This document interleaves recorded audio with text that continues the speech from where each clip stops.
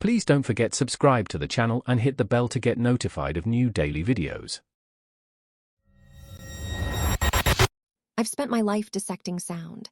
A rusty hinge, a distant siren, the subtle hum of a refrigerator, I process it all. As a sound designer, my ears are my livelihood, my passion, and now, my greatest curse. So when my Aunt Lilian called, her voice trembling to tell me the old house was hearing things, I initially chalked it up to age and an overactive imagination. Lilian, bless her heart, has lived alone in the family home since Uncle Trenton passed 5 years ago. It's an old place, built in the 1920s, full of heavy mahogany, creaky floors, and the scent of old books. She'd always been a little eccentric, but this was different. She claimed the old, unplugged Zenith radio in the parlor was whispering her name.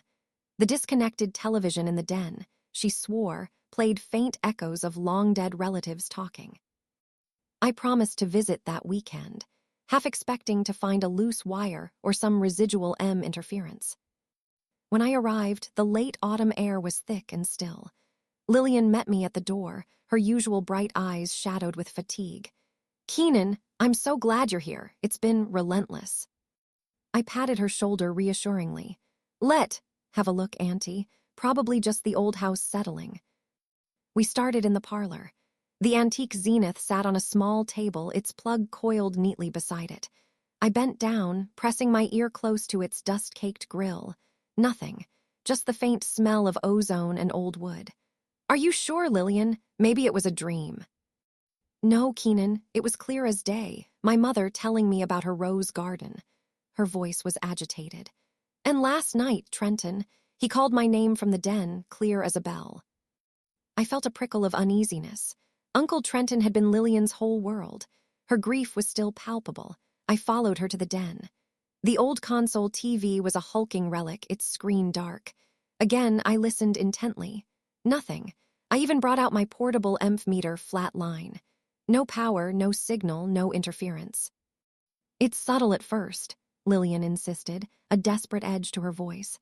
"But it grows, especially when it's quiet." I decided to humor her. I set up some of my sensitive recording equipment, parabolic microphones, spectrum analyzers, things usually reserved for capturing rare bird calls or identifying obscure urban noise pollution. I left them running overnight, thinking I'd prove her wrong and put her mind at ease. I didn't prove her wrong. That night I tried to sleep in the guest room, but the oppressive silence of the house kept me awake. Around 2 a.m., a faint sound drifted from the den. It wasn't a whisper. It was a hum, a low, almost subliminal frequency that felt like it was resonating in my bones. I crept to the den, checking my equipment. The needles on the meters were barely twitching, but my parabolic mic was picking something up. I put on my studio-grade headphones, adjusting the gain. And then I heard it. Not a voice, not static, but a complex tapestry of sound. The gentle rustle of leaves outside, the distant croak of a frog, the creak of the house. But woven into it, almost imperceptibly, were faint, fractured snippets of speech. Not distinct words, more like the ghost of conversations, the acoustic residue of human interaction. It sounded like an old, degraded recording, playing on a loop beneath the present-day ambience. I spent the rest of the night analyzing the recordings. As dawn approached, a clearer pattern emerged. The fractured speech wasn't random. It seemed to cycle through phrases, some recognizable, some not. A child's laugh, a snippet of a woman humming a lullaby, a man's voice saying, "Dinner's ready, Lilian." It was as if the very air of the house had absorbed generations of sound, and something was now playing it back. The real terror began 2 days later. The sounds grew bolder. The hum intensified, a low drone that permeated every room, and the voices became clearer. They weren't whispers anymore, they were direct. I heard my own name called from the empty hallway, perfectly replicated in Lilian's voice. Then, an hour later, I heard Lilian talking to someone in the kitchen, a full conversation about her prize-winning dahlias. But Lilian was napping in her bedroom. I rushed to the kitchen. The sound system I'd set up was picking up a clear audio feed of Lilian's voice, conversing with another, deeper voice. A man's voice. My blood ran cold when I realized it was Uncle Trenton's. His distinct laugh, his slow, deliberate cadence. It was absolutely perfect. "Did you hear that, Keenan?" Lilian's real voice startled me from behind. She had woken up. "He's here. He wants me to talk to him. He misses me." Her eyes, though still tired, held a hopeful, almost childlike glint. "Aunt Lilian, that's not Uncle Trenton," I said, my voice barely a whisper. "It's something else. It's mimicking him." She looked at me, a flicker of suspicion in her eyes. "Don't be silly, dear. How could it?" That night was a descent into oral hell. The house was alive with sound. Every room echoed with a cacophony of voices, all familiar to Lilian. Her parents discussing old recipes, her sister gossiping, her children playing as toddlers, and Trenton, always Trenton, his voice weaving through the sonic tapestry like a malignant thread. It wasn't just playing back recordings. It was forming new sentences, constructing entire conversations that never happened, all designed to draw Lilian in. To isolate her from reality. To convince her that her past, her lost loved ones, were truly there, waiting for her to fully embrace them. Lilian sat in the den, mesmerized, her eyes wide and unfocused, swaying slightly as if in a trance.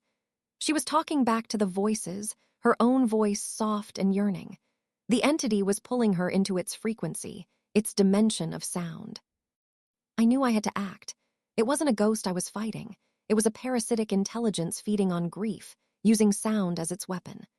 I grabbed my sound generator and a powerful amplifier. If it could create sound, maybe I could create something to disrupt it.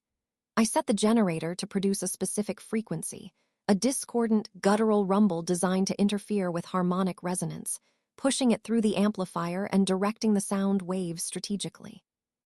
The instant I hit the switch, the house screamed. Not the voices, but the air itself. The familiar sounds shattered, replaced by a deafening, agonizing shriek that felt like it was tearing my eardrums apart. Lilian clutched her head, crying out, snapping out of her trance. The antique radio in the parlor sparked, then exploded. The old TV screen in the den flickered violently, showing fleeting, distorted images of faces I didn't recognize, stretched and contorted in silent agony, before bursting into black smoke. I kept the frequency on, pushing past the pain in my own ears, directing the sound like a weapon. The shriek receded, replaced by a terrible, guttural gurgle, as if something immense was being violently expelled. Then, silence. A profound, absolute silence, far deeper than before. Lilian was trembling, huddled on the floor. I rushed to her, pulling off my headphones. "It's gone," I whispered, though I didn't truly believe it. Lilian recovered slowly, but she never spoke of the incident again, and she moved out of the house within a month, claiming it was too drafty. I visited the old house recently. It sits empty now. I walked through the quiet rooms, my professional ears straining for any residual whisper, any faint hum. Nothing. But the silence is heavier than before. It's not an empty silence. It's a silence that remembers, a silence that listens. I've put away my equipment, but I can't stop listening. Every time an unexpected creak echoes in my own home, every time a stray hum penetrates the night, I wonder if the thing from Lilian's house didn't just leave. Maybe it simply found a new frequency to inhabit, a new silence to fill. I hear the world differently now. Sometimes I think the silence is the loudest sound of all, brimming with things just waiting to be mimicked. Keep your ears open, but be careful what you listen for. If you enjoyed this video, please hit the thumbs up button to like it. And please do subscribe to support the channel.